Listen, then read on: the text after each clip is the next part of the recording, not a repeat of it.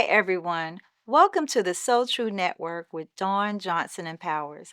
I am so glad you're here, and I'm extremely excited to have you here for our In True Conversation series. In this space, we sit down with community leaders, educators, and our community voices who are making an extraordinary impact. Together, we'll explore how their journeys connect to the So True pillars: community empowerment, women's empowerment, and financial empowerment. These conversations are about truth in action, our overlapping circles with great people and their stories that remind us we are stronger together. As you enjoyed this conversation, be sure to subscribe so that you don't miss out on any of our So True updates.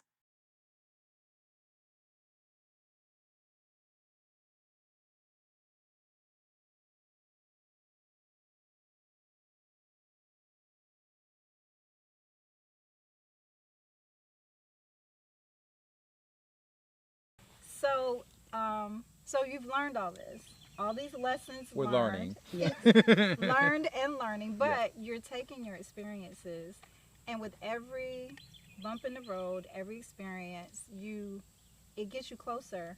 I'm thinking to your purpose. Like you are getting closer and closer. And I don't know that like purpose is a destination. This is a journey. Yeah. And to get to wherever you're going to land before you transition out of this life, it's all a part of your Sure. purpose. And when you embrace every aspect of the struggles and the tribulations and just focus on how can I grow from it. Yeah.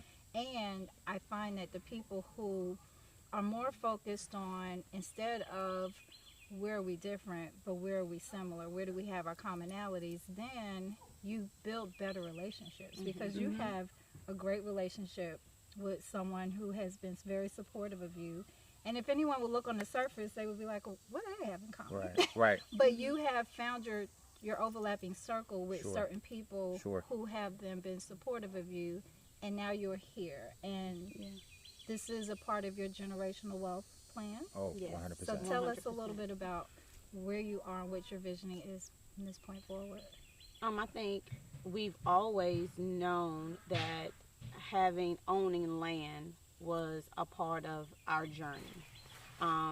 It's just we just didn't know what was God's plan for that. And I think God just aligned the stars for us with that because initially I think we wanted to get land, build, and go that route, but that wasn't in our cards at first. But I think when we saw when Jonathan made the call and said that he was like, it's for sale. Hey, what are we gonna do? And I was like, we need to look into. We need to get it. Yeah. So and it's God's will that we have it. And I think from there, it was just a sense of peace that we have something, and we're constantly trying to talk to our children about that generational part. Like this is something that we weren't privy to. We didn't get a chance. My parents didn't get a chance to have something of this sort. But this is something that will constantly pay off for our family and for you and your children, your children's children. And so I think that's how that conversation became a part. And now we're here, and I mean, it's just amazing. It's amazing. It is a blessing. I mean, when we think about the story of this land, so this the small tract that we have was a part of a larger tract of 60 acres that was owned by the Cathcart family. It Mr. Cathcart, Lark Cathcart, and his mother, Lark had a brother who died in the war and had no heirs, and so his mother took the insurance check and partnered with his brother and bought the 60 acres of land in 1924. Wow. Now, understanding the time, where many of our people were either sharecropping or tenant farmers, for them to own 60 acres of land they had power. They could produce on their own. They could make a living on their own. And this story is not just unique to the Cathcart family. It was unique to It's my family. it's hundreds of families, you know. But I think that legacy of having that land, there's this saying that, you know, the first generation builds it, second generation maintains it, third generation loses it. And, you know, so through the 100 years, I'm not 100% sure whether there was enough value instilled in that generation of what they had in the land and how important land was. My grandfather always told me, buy you some land because they're not building anymore. Right, And that's right. it didn't Not make making any sense. more dirt. Yeah, you know, it didn't make But in sense. Dubai. Other than in Dubai. It didn't make sense then, but as I got older, I understood that. And so, you know, we knew that we wanted land. We wanted a place that our children and their children could come back to. And so, you know, when a portion of this land became available to purchase, and granted, we had been out on this land for 10 years prior. 10 years prior. Brother Wali is, like, we affectionately call him Brother Wali, but he is literally like my dad or a mentor, and he's really taught. I'd say I grew up on a farm, but I was a little boy. I think my grandparents instilled the love for the land, but Brother Wali instilled the knowledge and the work ethic of what it takes to own land. And so for us, the generational wealth piece came from the standpoint of not giving our children a sense of a place that they could come back to, not working because, you know, I think my parents is like under that same thing: go to school, get a good job, and that's all they said. And that's all they said. That's all they said. They didn't say, go find a job that you were passionate about, go to school and get into a career that you're passionate about. They didn't know how to tell us how to navigate corporate America and how to maneuver through that. That life was easier. Oh yeah, no, they did. Then I they wanted truly us to believe have that. a life that was easier than their physically. Demanding The labor of it all, but not Right. realizing the mental, having to navigate racism and challenges through corporate America and that sort of thing. And so, you know, now I think our thing is like telling our children, you don't necessarily have to do that. You got to work. Right. You got to figure out. But now I think they get an opportunity to do what they're passionate about rather than just going out and trying to find a quote unquote good job. And so I think this land gives us a sense of freedom, and a freedom that we may not fully be able to see it completely in our lifetime. But I think for our children and certainly for our grandchildren, if we start instilling financial principles and empowerment principles in them now, that they'll really get to reap the benefit of it for years to come. And so there are certain principles that I think as a family, I think some of it is we had to learn it, right? And so I think that there are certain financial principles that we had to learn. I grew up in a household where like credit was a bad thing. You know, you pay for cash. Credit's not a bad thing. Misuse of credit is a bad thing, you know, and so I think as we learn, our goal now is to teach our children and getting them involved. Like, you know, we play a lot of, there's this game called Cashflow, and we play it as a family, trying to teach our children how to get out of the rat race, right? It's Monopoly, you know, it's Monopoly, but we didn't and life understand. merged together. My parents never taught me like the principles of Monopoly. They just taught me it was something for us to do and play. But but there's a lot of science, the why behind it. And I think that to that point, I think what we're learning now is learning the why. Learning why we do this, and then trying to teach that, because that was something that our parents and I don't say that as certainly not an indictment on my parents. Because they didn't when know. you know better, you do better, right? Right. And so, and I think that they were busy. This is playing out in our lives. Like there was no blueprint to Not at all. know that this is where we would Not at all. land to this third generation of losing the land. Sure. So we're learning the lessons, and now we get to go back to square one and reteach maybe in a different way. Sure. So how are you? I know you're playing the game. Yeah. But how do you ensure that they don't end back up in generational place of losing the land? Well, I would say, and I know Crystal wanting to say something too, but I would say one of the ways is the level of understanding, teaching them the vocabulary. Like, what does it mean to have a trust? What does that look like? What does it mean to have a savings? What does that look like? What does that mean to invest?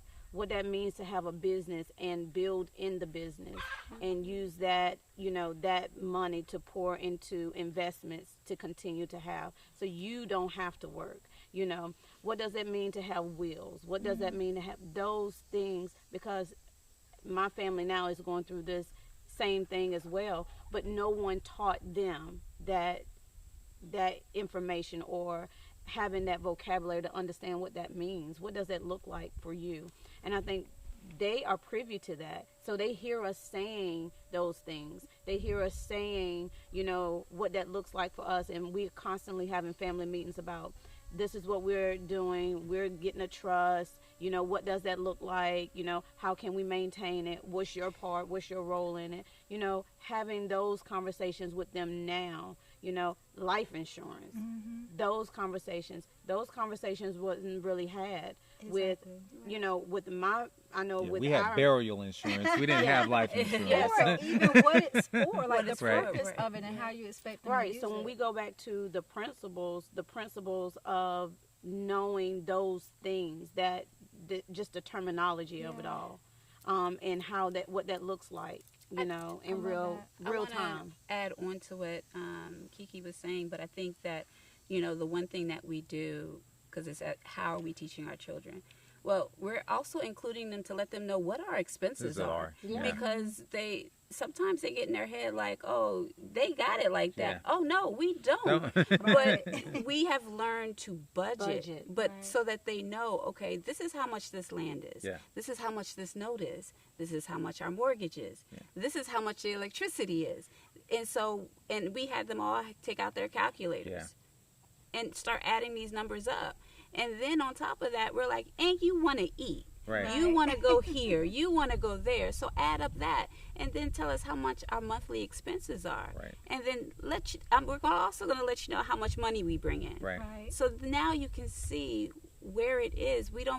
And so when they are able to see that all the way across, they're like, okay, they have a better understanding of what it takes. And they understand that you are a part of this. Sure. We're including you. It's not a secret. You know exactly what's going on and why we can't go and do something. Yeah. And when we do go do something, we've planned for it. Right. So it's not just sprung up. You can't just say, hey, I want to go to Jamaica next week. No, we can't do that.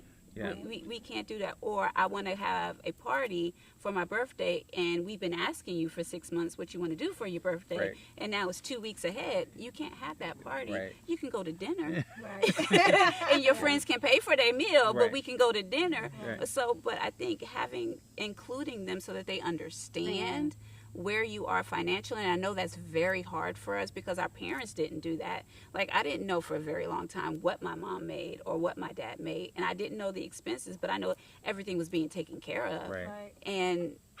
But that wasn't ideal for me, so it didn't allow me to learn how to budget or budget for what I wanted versus what I needed. Or have a realistic picture of what to be expected. I think for our generation, when many of us got out on our own, it was a slap in the face. Like, I saw this little meme on social media of like what we thought $1 million home looked like, right? And it was like Dynasty, and it was this big mansion, and it was a pool in the backyard, and that sort of thing. And then you start looking at like today's number, what $1 million home looks like, and you're like, wait a minute, right? Yeah, it's not bad, baby. I'm living in it. right. I'm already here. And so I think by us having a level of transparency, I think our parents, I think remember they were in the grind so much that they could not. I think they were protective too. It's like I remember the day that I found out we were poor. Right. It was an economics class. I was like, well, we were poor. Mine was a situation where like the counselor was like, hey, you all got to fill out your FAFSA and stuff. And I go home and tell my dad, like, hey, listen, they were passing out this form today for those who needed financial assistance for school. I didn't get the form because I knew we were okay. And my dad is like, man, if you don't go back tomorrow and pick up that damn form. And so I think social media is a blessing or curse, to your point earlier, is that, you know, everybody in my community economically, we were probably all the same. So we didn't realize, you know, we knew that there were communities in our city and they were more affluent, but we never considered ourselves being like poor per se. And so my parents never discussed with me what the bills were, not like what the mortgage was, any of those things. And so then when you step out and you get in your first apartment and you thinking, oh, I want this. I mean, it was a big deal for us to have. I remember my first apartment had 2 bathrooms, bro. I was like, yo, I am doing it, right? And then you realize, like, oh, shoot, this is how much it costs. And so I think by us being very transparent with our children, they have a better understanding now of what the cost of living really is. Yeah, So with that, they appreciate it. I think it's a different appreciation because we model too. You know, I'm the one in the family who kind of monitors the finances. But to Jonathan's point, my dad was a budgeter. So I watched my dad, you know, my mom checks would come home. My mom didn't pay not one bill. But my dad managed the funds. But I used to see him every month write down all the bills. And so when I went to college, the one thing that he did say is, I want you to make sure you know how to manage your finances, and this is how you do it. So that same skill set for me is what has poured into, but the kids see that modeled. Right. You know, we model that, you know, going to what Crystal said, you know, we have a calendar, you know, what's going on, what do we need to plan for. So it's like they see those things.